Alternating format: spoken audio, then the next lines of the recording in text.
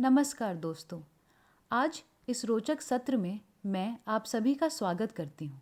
आज हम एक बहुत ही महत्वपूर्ण विषय पर चर्चा करेंगे, भावनात्मक कल्याण और मानसिक स्वास्थ्य। चलिए शुरू करते हैं हमारा आज का सत्र। इस सत्र के उद्देश्य हैं मानसिक स्वास्थ्य कौशल के बारे में जानना और जागरूकता बढ़ाना, विभिन्न स्थितियों में सकारात्मक दृष्टिकोण बनाए रखना, आवश्यकता पड़ने पर सहायता प्राप्त करने में एक दूसरे का सहयोग करना, अपने और अपने साथियों की ताकत और कौशल की पहचान करना।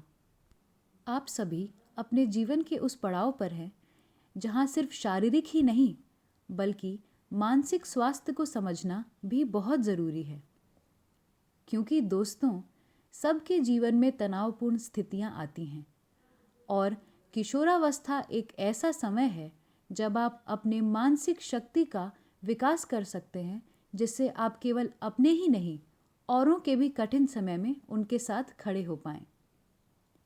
और आपने तो सुना ही होगा दोस्तों कि मन चंगा तो कटौती में गंगा।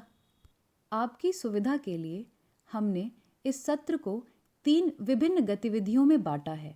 हमारी पहली गतिविधि है अपनी भावनाओं को जानना। इस सत्र के माध्यम से आप विभिन्न परिस्थितियों में उत्पन्न होने वाले अलग अलग भावनाओं को पहचान सकेंगे। हमारी कोशिश यही है कि इस गतिविधि के बाद आप स्वयं को बेहतर रूप से पहचानने में सक्षम हों और अपनी भावनाओं को सकारात्मक रूप से प्रबंधित कर सकें।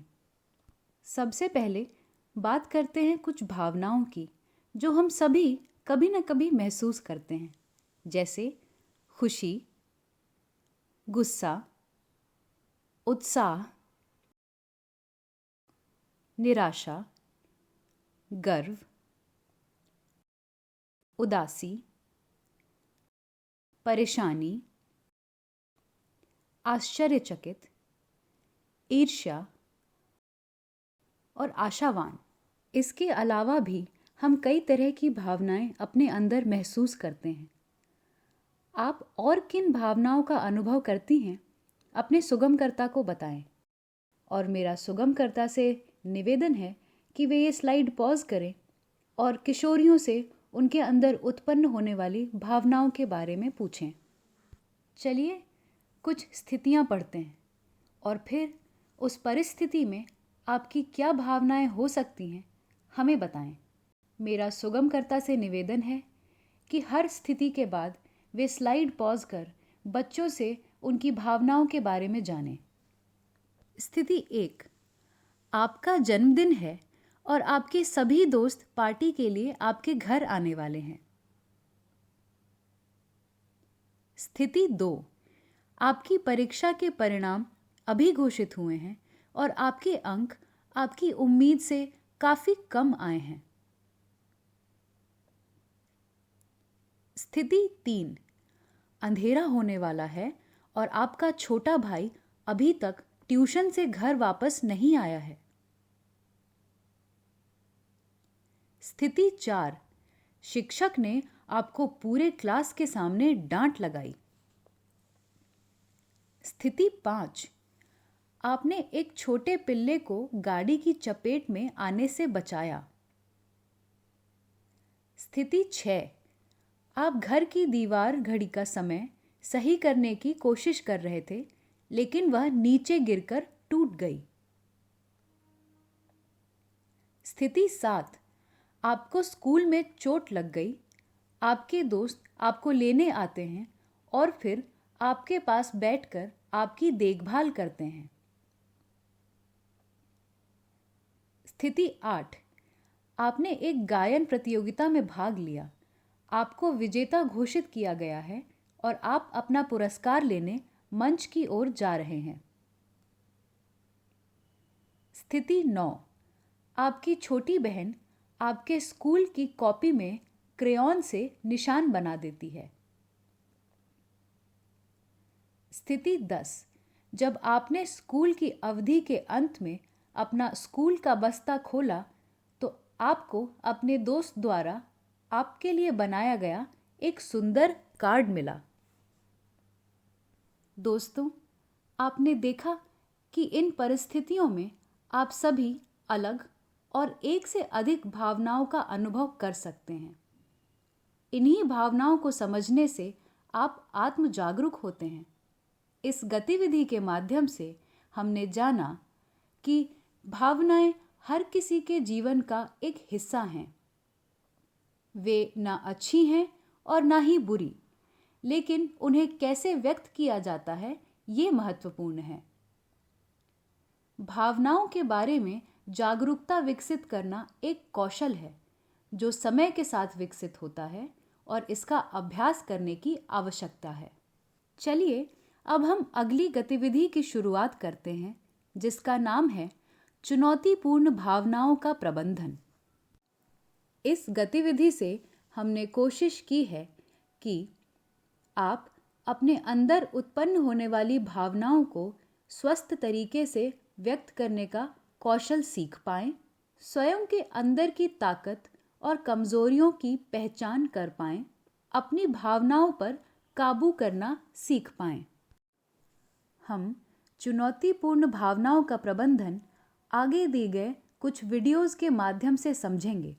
तो चलिए देखते हैं ये वीडियोस। मालविका एक उत्कृष्ट कबड्डी खिलाड़ी है, लेकिन गांव में होने वाली कबड्डी प्रतियोगिता में उसका नाम इस बार नहीं आया। जब मालविका ने इस बारे में सुना तो वह गांव के मुखिया से लड़ने लगी। मेरा सुगमकर्ता से निवेदन है कि वीडियो में आने वाले सवालों को पॉज करें ताकि किशोरियां इन सवालों के उत्तर आपस में चर्चा कर आपको दे सकें। मालविका क्या महसूस कर रही है? निराश, नाराज? मालविका इस स्थिति में क्या चाहती है?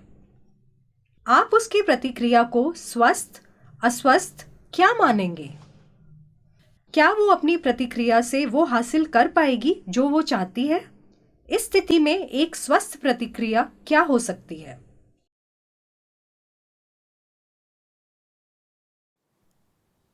चलिए देखते हैं हमारा दूसरा वीडियो। अनिमा ने कल 8वीं कक्षा की परीक्षा पास की है। अचानक उसके माता पिता ने उसे सूचित किया कि वह कल से विद्यालय नहीं जाएगी, बल्कि वह काम पर जाएगी। अनिमा बहुत परेशान थी, लेकिन उसने एक शब्द भी नहीं बोला।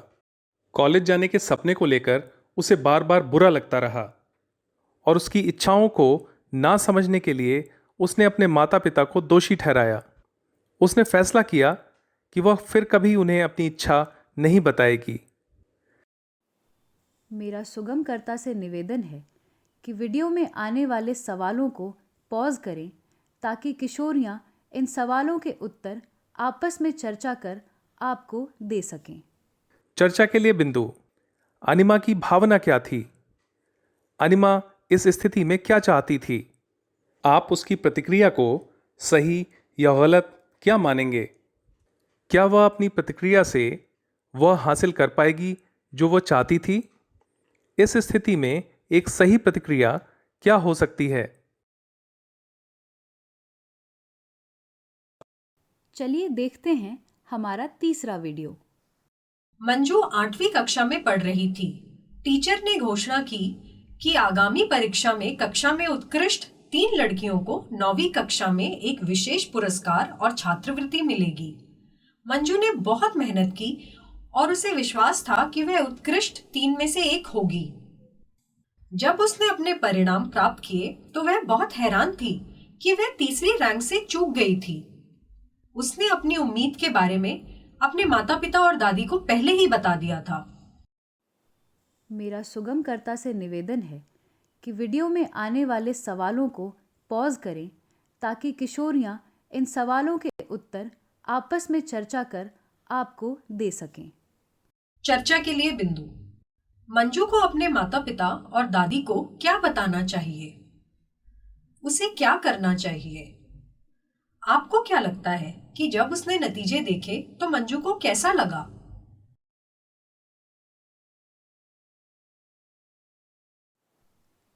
इन स्थितियों को पढ़ने और समझने के बाद अपने सुगमकर्ता से चर्चा करके बताएं कि यदि आप मालविका, अनीमा या मंजू होती तो इन परिस्थितियों का सामना कैसे करती?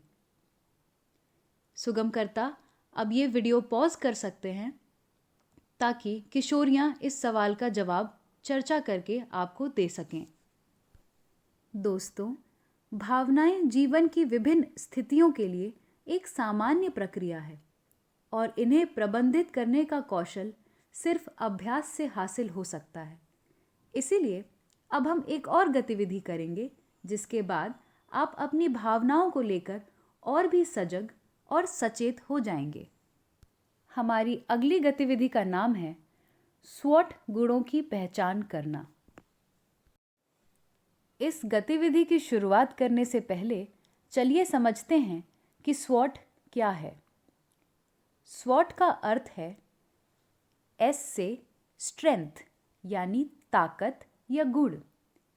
आपकी शक्तियां आपका आंतरिक संसाधन है। ये गुण आपकी विशिष्टता है जो आप बचपन से सीखते हैं और अभ्यास करते हैं, जैसे गायन, वादन, चित्रकारी इत्यादि। W से वीकनेस यानी कमजोरी। कमजोरी का अर्थ यहाँ नकारात्मक नहीं है दोस्तों। ये सिर्फ उन कौशल या गुणों की बात है जो आप में नहीं हैं या जिनमें किसी भी तरह की सुधार की आवश्यकता है। जैसे आपको क्रिकेट और अच्छे से खेलना चाहिए या आपकी चित्रकारी में थोड़ी सी कमी है जिसे आप अभ्यास से सही कर सकती हैं। O से अपॉर्चुनिटी यानी अवसर। ये बाहरी कारक होते हैं जो आपकी शक्तियों और गुणों को बढ़ाने में मदद करते हैं। अवसर किसी स्थिति या व्यक्ति के रूप में भी आपके सामने आ सकता है। जैसे आप इस कार्यक्रम से जुड़े, ये एक अवसर है कुछ नया सीखने का। T से थ्रेट यानी चुनौतियाँ। आपके रास्ते में आने वाली बाधाएं ये बाहरी कारक हैं जो आपके विकास को रोकने या धीमा करने में सक्षम होती हैं, जैसे कोविड-19 महामारी। स्वॉट एनालिसिस के माध्यम से हम अपने अंदर के गुणों और कमजोरियों की पहचान कर सकते हैं और विभिन्न स्थितियों में इनका उपयोग कर सकते हैं। साथ ही हम अपनी कमियों को पहचान कर उसमें भी सुधार ला सकते हैं। दोस्तों, अब आपके सुगमकर्ता एक एक कर आप सभी से आपकी ताकत और कमजोरियां पूछेंगे, जिसका जवाब आपको बिना किसी शर्म या झिझक के देना है। अगर आप सबके सामने अपने गुणों या कमजोरियों का वर्णन नहीं करना चाहते हैं तो कागज पर लिखकर अपने सुगमकर्ता को दें। मेरा सुगमकर्ता से निवेदन है कि वे ये स्लाइड पॉज कर किशोरियों से उनकी ताकत और कमजोरियों के बारे में पूछें और चर्चा करें। दोस्तों, हम इसी के साथ सत्र के अंत तक पहुंच चुके हैं। मुझे आशा है कि आप सभी को भावनात्मक कल्याण और मानसिक स्वास्थ्य से जुड़ी बहुत सी नई बातों का पता चला होगा। मानसिक स्वास्थ्य में किसी भी तरह की अड़चन या संकट आने पर आप बिना किसी झिझक के अपने परिवार, करीबी दोस्त या किसी पेशेवर सेवा प्रदाता की मदद ले सकते हैं।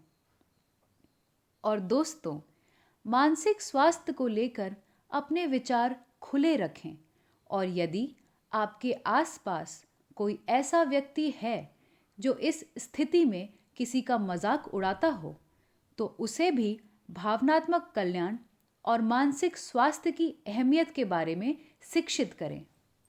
अपने कोई भी सवाल या दुविधा को हमारी प्रश्न पेटी में डालें।